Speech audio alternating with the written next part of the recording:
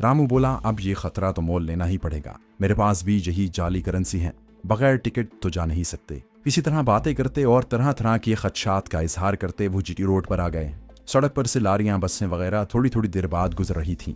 राम दुलारी बुरके का नकाब डाले पीछे खड़ी थी। रामू सड़क पर आकर हर लारी को जो गुजरांवाला की तरफ जा रही थी हाथ देता। लारी आगे निकल जाती। आखिर एक लारी रुक गई। दोनों उसमें बैठ गए।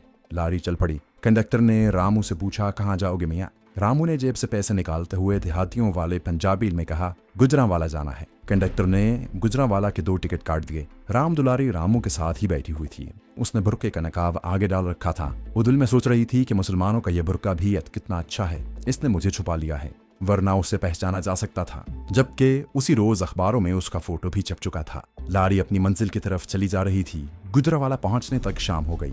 वो दोनों लारी अड्डे से निकलकर सीधा रेलवे स्टेशन पर आ गए। रेलवे स्टेशन की बत्तियां रोशन थीं। रामू ने राम दुलारी को एक तरफ खड़ा करके खुद बुकिंग ऑफिस पर जाकर रावलपिंडी के 2 टिकट लिए। वहां से उसे मालूम हुआ कि पिंडी जाने वाली गाड़ी 1 घंटे बाद आएगी। वो प्लेटफॉर्म पर आकर एक बेंच पर बैठ गए। वहां पहले ही से एक उधेड़ उम्र आदमी बैठा हुआ था। उसके हाथ में अखबार था और वो अखबार पढ़ रहा था। रामू ने निगाह फेर कर देखा। वो अखबार में छुपा हुआ राम दुलारी की फोटो वाला इश्तिहार पढ़ रहा था। कहने लगा, हमारी पुलिस निकम्मी हो गई है। इतनी खतरनाक भारतीय जासूसा उसकी कैद से निकल भागी। रामू को मजबूरन जवाब देना पड़ा। उसने कहा, हाँ बुजुर्गो, आप ठीक कहते हैं। वो आदमी राम दुलारी की फोटो को गौर से देखते हुए बोला, लगता है इस औरत को मैंने कहीं देखा है। रामू और राम दुलारी ने यह सुना तो उनके जिस्म पर चूंटियां सी रेंगने लगी। फिर आदमी खुद ही बोला, शायद वो इसी शक्ल की औरत थी, मैंने कल सुबह लाहौर में देखी थी। रामू ने खिसियानी सी हंसी के साथ कहा, शायद आपने उसे देखा हो। बूढ़ा कहने लगा, बिल्कुल जी, देखा है, बिल्कुल यही शक्ल थी इसकी। मैं कोट लखपत वाले रेलवे फाटक की तरफ आ रहा था कि मैंने इस औरत को देखा। वो रेलवे लाइन की तरफ से आई और मेरे करीब से होकर गुजर गई। बड़ी घबराई हुई लगती थी। रामू और दुलारी ने बैक वक्त महसूस किया कि इस बेंच पर ज्यादा देर बैठना खतरे से खाली नहीं, उन्हें फौरन जगह बदल लेनी चाहिए, क्योंकि ये राम दुलारी ही थी जिसे उस बूढ़े ने रेलवे फाटक पर देखा था। उस वक्त वो जमुना दास को कत्ल करके वापस आ रही थी। अगरचे इस बूढ़े की कयासराई भी हो सकती थी, लेकिन अब राम दुलारी वहां से उठ जाना चाहती थी। उसने रामू को बुरके के अंदर से कोहनी का हल्का सा टहूका दिया। रामू समझ गया। उसने राम दुलारी से मुखातिब होकर कहा, बेबे, गाड़ी शायद दूसरे वाले प्लेटफॉर्म पर आएगी, उधर चलकर बैठते हैं। और वो दोनों जल्दी से उठे और दूसरे प्लेटफॉर्म का रुख कर लिया। रामू बोला, ये कमबख्त बूढ़ा हो सकता है, ठीक ही कह रहा हो, और इसने तुम्हें जमुना दास का काम तमाम करने के बाद वापस आते देख लिया हो। राम दुलारी बोली, मेरा भी यही ख्याल है, क्योंकि वहां रास्ते में रेलवे फाटक आता था और बस वहां से गुजरती थी।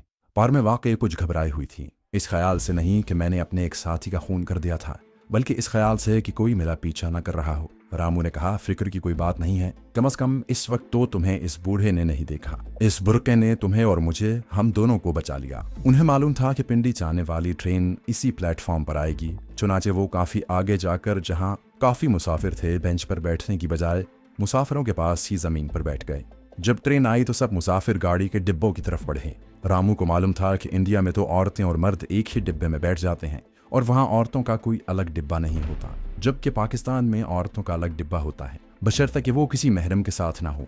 चुनाचे उसने राम दुलारी को एक अलग डिब्बे में बिठा दिया। उसने ऐसी सीट पर बिठाया जो कोने में थी, ताकि प्लेटफॉर्म से किसी की उस पर नजर न पड़े, और उसे ताकीद कर दी कि वो बुरके का नकाब डाले रखे और चेहरा नंगा न करे। अगर मुसाफिर औरतों के कहने पर उसे नकाब उलटना भी पड़े तो उस वक्त उल्टे, जब ट्रेन चल रही हो, ट्रेन किसी जगह खड़ी हो, तो वो फौरन नकाब डाल ले। रामू खुद 3rd क्लास के मर्दाना डिब्बे में सवार हो गया। डिब्बा मुसाफिरों से भरा हुआ था। ट्रेन थोड़ी देर रुकी, फिर रवाना हो गई। गाड़ी जिस वक्त पिंडी पहुंची तो रात के 12 बज चुके थे। रामू और राम दुलारी स्टेशन से निकलकर टैक्सी स्टैंड पर आ गए। वहां कई टैक्सियां खाली खड़ी थीं। उन्हें कोई खासी परेशानी नहीं थी। स्टेशन से उन्हें सीधा भारतीय सिफारत खाने ही जाना था, जहां वो आधी रात को भी चाहें तो जा सकते थे। वो एक खाली टैक्सी में बैठ गए। ड्राइवर को इस्लामाबाद उस सेक्टर में चलने को कहा जहां भारत का सिफारत खाना था। दोनों ने सिफारत खाने का नाम भी न लिया। टैक्सी इस्लामाबाद की तरफ चल पड़ी। रामू ने टैक्सी ड्राइवर को मुतमईन करने के लिए यही बताया कि इस सेक्टर में उसका रिश्तेदार अब्दुर्रहमान अपने साहब की कोठी में खानसामा है, वो उसके पास जा रहे हैं। इस्लामाबाद की मुख्तलिफ सड़कों पर से गुजरने के बाद जब भारतीय सिफारत खाने वाला सेक्टर आया तो रामू ने एक खास कोठी के बाहर टैक्सी रुकवा ली, उसे किराया देकर रुखसत किया और राम दुलारी को लेकर आगे चलने लगा। उसे और राम दुलारी दोनों को मालूम था कि भारत का सिफारत खाना वहां से 4-5 कोठियां छोड़कर है। भारत के सिफारत खाने के बाहर आकर रुक गए। बाहर गार्ड पहरे पर खड़ा था। दोस्तों, आगे बढ़ने से पहले आपसे गुजारिश है कि अगर आपने अभी तक इस चैनल को सब्सक्राइब नहीं किया तो इसे सब्सक्राइब कीजिए और वीडियो पसंद आने की सूरत में इसे लाइक, शेयर और कमेंट करके हमें बताइए कि आपको हमारी वीडियो कैसी लगी। तो आइए कहानी की तरफ चलते हैं। रामू ने कागज की चिट पर एक खास नंबर लिखकर गार्ड को दिया और कहा, ये अंदर ड्यूटी ऑफिसर को दे दे। गार्ड ने चिट सिफारत खाने के बंद आहनी दरवाजे के अंदर एक और गार्ड को दे दी। वो उसे लेकर ड्यूटी ऑफिसर के कमरे में चला गया जो वहां से करीब ही था। दूसरे ही लम्हे ड्यूटी रूम से गेट पर फोन आया कि जो आदमी आया है उसे भेज दिया जाए। गेट का छोटा दरवाजा खोल दिया गया। रामू और राम दुलारी गेट में से सिफारत खाने में दाखिल हो गए। अंदर दाखिल होते ही राम दुलारी ने चेहरे पर से नकाब उलट दिया। ड्यूटी ऑफिसर इस दौरान अंदर प्रेस अटैची को फोन करके रामू और राम दुलारी का नंबर बता चुका था। प्रेस अटैची ने हिदायत की थी कि इन दोनों को अगर कोई इमरजेंसी ना हो तो गेस्ट हाउस में ठहरा दिया जाए। ड्यूटी ऑफिसर ने रामू से पूछा, कोई खास इमरजेंसी तो नहीं है? मेरा मतलब है क्या प्रेस अटैची साहब से इस वक्त मिलना जरूरी है? रामू ने कहा, इतना जरूरी भी नहीं है, सुबह मिल लेंगे। भारतीय सिफारत खाने पहुंचने के बाद रामू और दुलारी बेफिक्र हो गए थे। ड्यूटी ऑफिसर ने कहा, फिर आप गेस्ट हाउस में आराम करें, अटैची साहब सुबह आपसे मुलाकात करेंगे। रात उन दोनों ने गेस्ट हाउस में गुजारी। सुबह प्रेस अटैची खुद ही उनके पास आ गया। हम इस हिंदू प्रेस अटैची का नाम नहीं लिखेंगे, आप उसे शर्मा जी कह सकते हैं। शर्मा जी रामू और दुलारी को जानते भी थे और उनके कारनामों और उनके दहशतगर्दी के मिशन से वाकिफ भी थे। रामू ने शर्मा को बताया कि उनके लाहौर वाले दोनों खुफिया ठिकानों पर पुलिस कमांडोज ने छापा मारकर उनके बाकी सारे आदमियों को मुकुंद लाल समेत हलाक कर डाला है। प्रेस अटैची ने कहा, हमें इस वाक़े की सारी इत्तला मिल चुकी है और हमने अखबारों में छुपी हुई राम दुलारी की फोटो भी देख ली है। अब आप लोग क्या चाहते हैं? रामू ने कहा, हम पिंडी इसलिए आए हैं कि अपने यहाँ के बॉस को रिपोर्ट करें और आगे के प्रोग्राम के बारे में हिदायत लें। प्रेस अटैची शर्मा ने कहा, राम दुलारी की फोटो मुल्क के तमाम अखबारों में छप गई है, इसे सिफारत खाने से बाहर नहीं जाना चाहिए। बेहतर है कि तुम दोनों पूरा दिन इसी कमरे में गुजारो। रात का अंधेरा होते ही तुम्हें तुम्हारे बॉस शिवाजी के खुफिया ठिकाने पर पहुंचा दिया जाएगा। वो सारा दिन रामू और राम दुलारी ने भारतीय सिफारत खाने में गुजारा। रात के 11 बजे के करीब उन्हें एक बंद गाड़ी में बिठाकर दहशतगर्दों के बॉस और रॉ के स्पेशल एजेंट और तखीबकार शिवाजी के खुफिया ठिकाने पर पहुंचा दिया गया। शिवाजी ने इन दोनों को देखकर कहा, मुझे गंगू और मुकुंद लाल की मौत का अफसोस है। जमुना दास को तुम लोगों ने ऐन वक्त पर हलाक किया। अगर वो जिंदा रहता तो पुलिस कमांडो की पूछगिछ के दौरान वो उन्हें हमारा यहाँ पिंडी का खुफिया ठिकाना भी बता देता। मैं जानता हूँ वो जरा सा तशद्दुद बर्दाश्त नहीं कर सकता था। रामू ने शिवाजी से पूछा, अब हमारे बारे में क्या हुक्म है? शिवाजी कहने लगे, तुम लोगों की सारी रिपोर्ट मुझे मिल गई थी, मैंने उसे नई दिल्ली भेजा है, उनके जवाब का इंतजार है। अगर उन्होंने तुम्हें वापस बुला लिया तो तुम्हें उसी वक्त वापस भारत भेज दिया जाएगा। जब तक वहां से कोई इत्तला नहीं आती तुम्हें यहीं ठहरना होगा।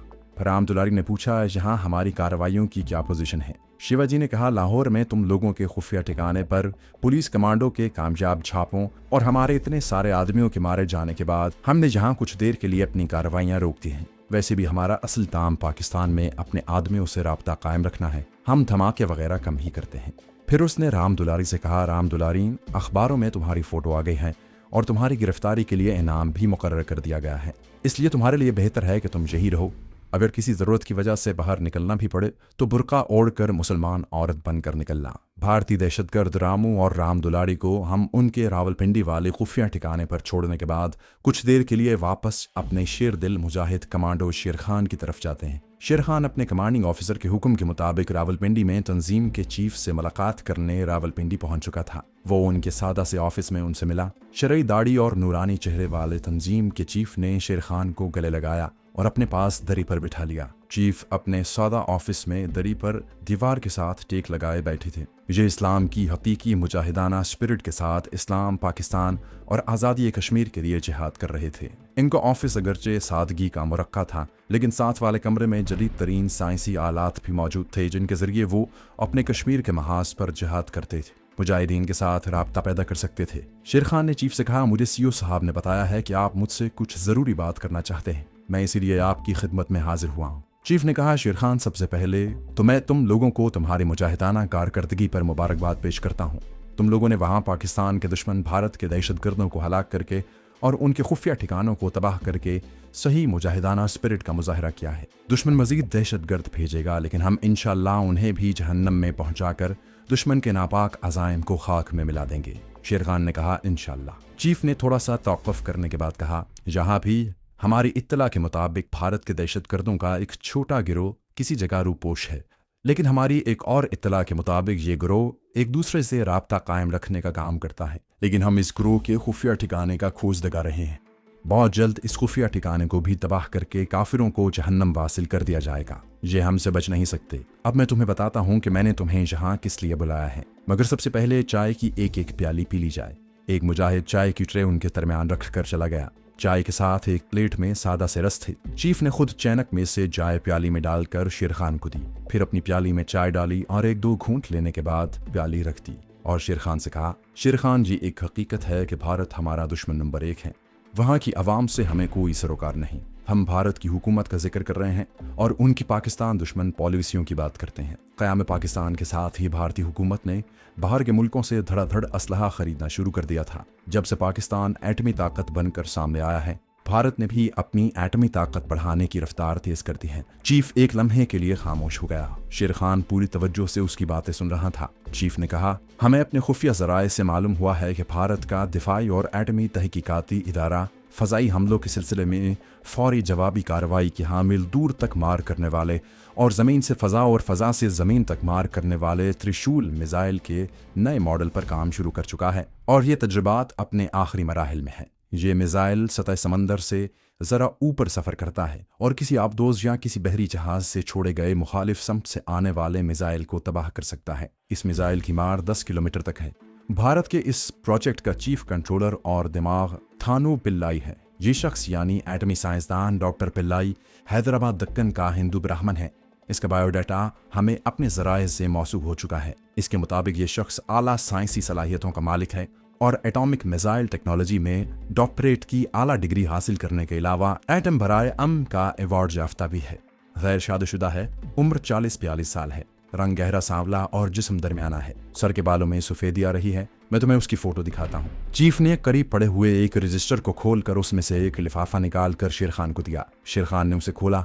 उसमें एक रंगीन फोटो थी। चीफ कहने लगा, ये इस आंध्र प्रदेश के रहने वाले हिंदू ब्राह्मण भारतीय साइंसदान डॉक्टर पिल्लाई की फोटो है। शेर खान बड़े गौर से फोटो देख रहा था। उसका वही हुलिया था जो चीफ ने उसे बताया था।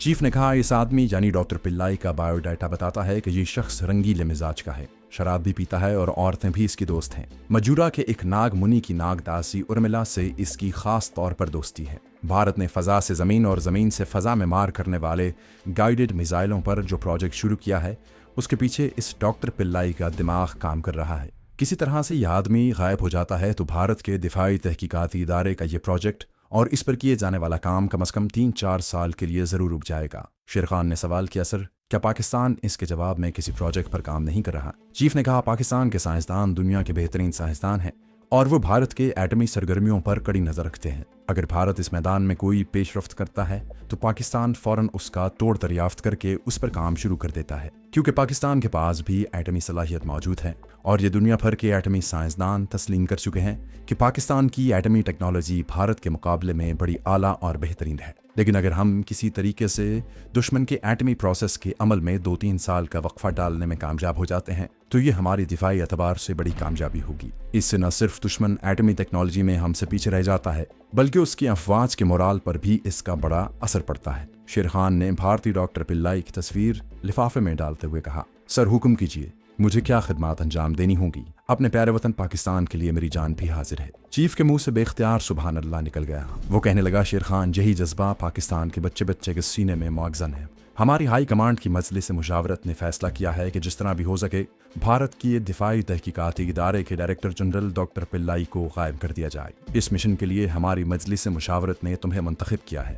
तुम्हें इसलिए चुना गया है कि तुम पहले हैदराबाद दक्कन में 3-4 साल गुजार चुके हो और तुम वहाँ जामिया उस्मानिया में भी पढ़ा करते थे। शेर खान ने मुस्कुराते हुए कहा, जी हाँ, मैं उन दिनों हैदराबाद में नौकरी भी करता था और जामिया उस्मानिया में भी पढ़ता था। चीफ ने कहा, सबसे अहम बात यह है कि तुम आंध्र प्रदेश की ज़बान तेलुगु बोल और समझ लेते हो। शेर खान ने कहा, सर मैं तमिल ज़बान भी बोल लेता हूँ और जो उससे मुलिका सूबे तमिलनाडु की ज़बान है जिसका सदर मकाम मद्रास है।